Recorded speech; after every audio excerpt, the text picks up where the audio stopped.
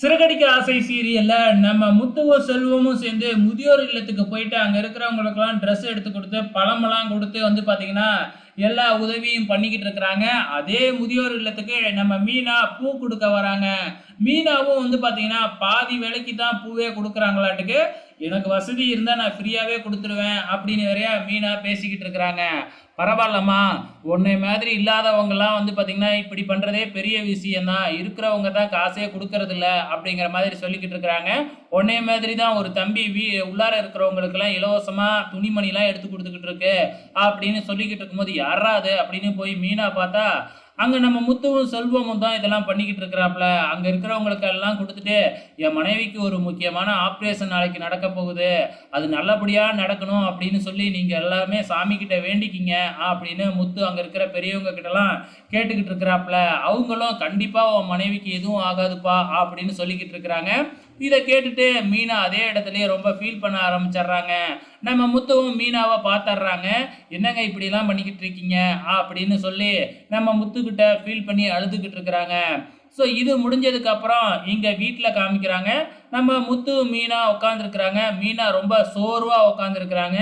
என்னடா மிகப்பெரிய கண்டென்ட் வரப்போகுதா அப்படின்னு பார்த்தா மறுபடியும் ஒரு அட்வர்டைஸ்மெண்ட் தான். அரிசிக்கு அட்வர்டைஸ்மெண்ட் பண்ணுறாங்க. நீங்கள் உட்காந்துருங்க, நான் சமைக்கிறேன், பொங்கல் பண்ணுறேன் அப்படின்னு சொல்லிட்டு நம்ம ரவி வந்து பொங்கல் பண்ணுறாப்புல. ஸோ ஒரு அரிசியை வச்சு பண்ணுறாப்புல. அந்த அரிசியோட ஆடுக்காக தான் இவ்வளோ பாடுபட்டுருக்குறாங்க.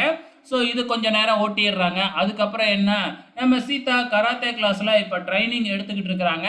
அங்கே சீதாவை பார்க்கறதுக்காக நம்ம மீனா வராங்க.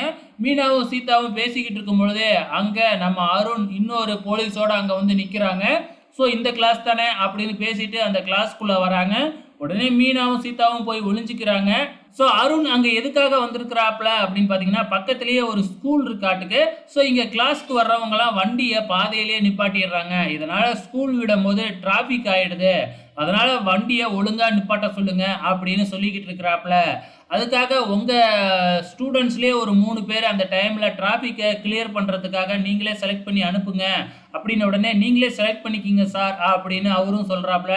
மாஸ்டரும் உடனே நம்ம அருணும் வந்து பார்த்திங்கன்னா செலக்ட் பண்ணுறதுக்காக உள்ளார வராங்க. சீதா எங்கே பாத்திரக்கூடாது அப்படின்னு சொல்லிட்டு பின்னாடி போய் ஒளிஞ்சு போயிடுறாங்க. ஸோ அருண் வேறு 3 பேர்த்த செலக்ட் பண்ணி நீங்கள் தான் இனிமேக்கு டிராஃபிக்கை கிளியர் பண்ணி விட்றீங்க அப்படின்னு சொல்லிட்டு கிளம்பும் பொழுது மீனாவை பார்த்துட்றாப்புல. அதுக்கப்புறம் நீங்கள் என்ன இங்கே அப்படின்னு கேட்குறப்ப நான் இங்கே பூ கொடுக்க வந்தேன் அப்படின்னு போய் சொல்லி சமாளிச்சிட்றாங்க. அப்போவும் எங்கே என் சீதாவை தான் என்கிட்ட இருந்து பிரிச்சிட்டிங்களா, உங்கள் வீட்டுக்காரர் தானே பிரித்தாரு அப்படின்னு கோவமாக சொல்லிட்டு அங்கேருந்து கிளம்புறாப்புல. ஃபைனலாக நம்ம மீனா வந்து பார்த்திங்கன்னா கோயிலுக்கு போகிறாங்க.